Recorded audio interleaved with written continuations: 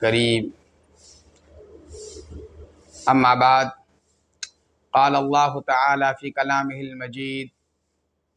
والفرقان الحمید فاعوذ باللہ من الشیطان الرجیم بسم اللہ الرحمن الرحیم یا ایہا الناس انا خلقناکم من ذکر وانثی وجعلناکم شعوبا وقبائل لتعارفوا ان اکرمکم عند اللہ اتقاکم صدق اللہ العظیم۔ یہ پہلا سبق ہے کتاب خدا کا کہ ہے ساری مخلوق کنبہ خدا کا۔ عزیزان گرامی، میں نے پچھلے جمعے میں آپ تمام حضرات کے سامنے آقا علیہ السلام کے 6 احسانات ہیں، ان میں سب سے بڑا احسان پورے عالم انسانیت پہ جو آپ کا ہے،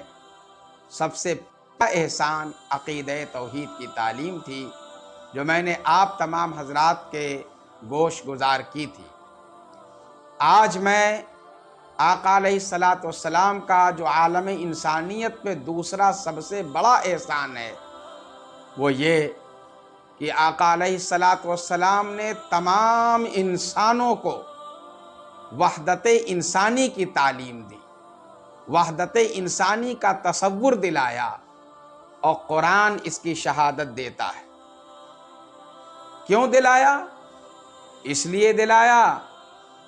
کہ اگر آپ اقوام عالم کے تعلق سے جانیں گے کہ اس زمین پر بسنے والے لوگوں نے کس طرح سے تقسیم کر رکھا تھا لوگوں کو، اور کوئی بڑا تھا، کوئی چھوٹا تھا، کوئی بادشاہ تھا مسلسل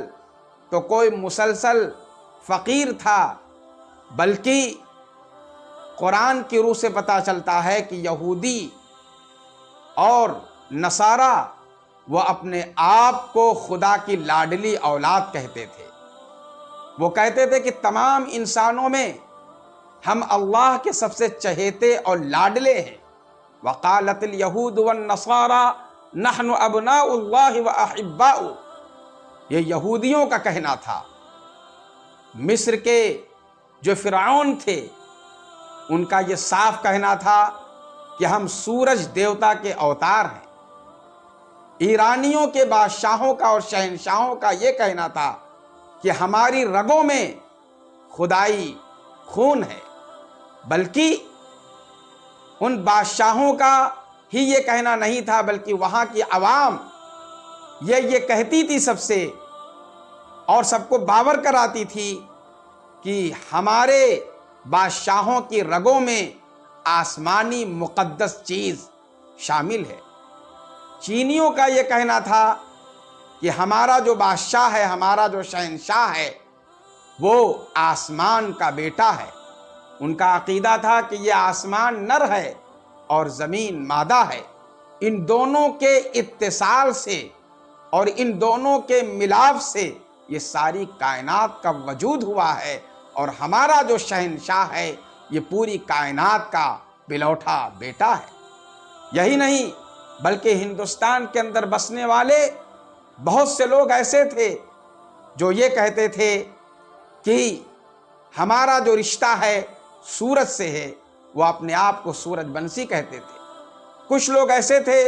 جو کہتے تھے کہ ہمارا رشتہ چاند سے ہے، وہ اپنے آپ کو چاند بنسی کہتے تھے۔ بلکہ عرب وہ اپنے آپ کو عربی کہتے تھے، اور سارے عالم میں بسنے والے، پوری دنیا میں بسنے والے تمام انسانوں کو عجم کے لقب سے پکارتے تھے، اور کہتے تھے کہ ہم عربی ہیں اور یہ عجمی ہیں،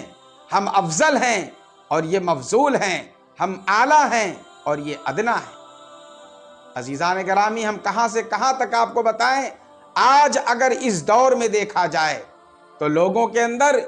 یہ ساری باتیں پائی جاتی ہیں، جو باتیں آج سے 1400 برس پیشتر نبی پاک صلی اللہ علیہ وسلم نے نکال کر قرآن کی روح سے پتہ چلتا ہے، سیرت طیبہ سے پتہ چلتا ہے کہ جو ان کو اخوت اور مساوات کا درس دیا تھا، آج وہی نقشہ ہمارے سامنے ہے۔ آج بہت سے لوگ خاندانوں کی بنیاد پر، ذات اور برادری کی بنیاد پر بٹے ہوئے ہیں۔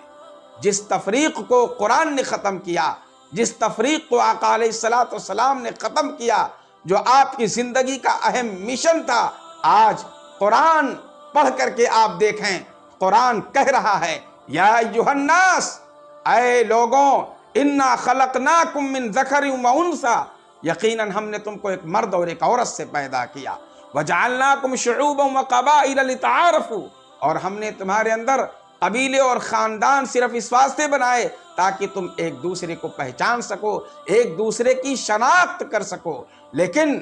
آگے اللہ تبارک و تعالیٰ نے صاف اعلان کر دیا کہ تمہاری افضلیت اور تمہاری برتری خاندان کی بنیاد پر نہیں ہے، نسب کی بنیاد پر نہیں ہے، امیری کی بنیاد پر نہیں ہے، بادشاہت کی بنیاد پر نہیں ہے، بلکہ جو تم میں سب سے زیادہ تقوی والا ہوگا وہی سب سے زیادہ برتر ہے۔ آپ قرآن کی وہ سورت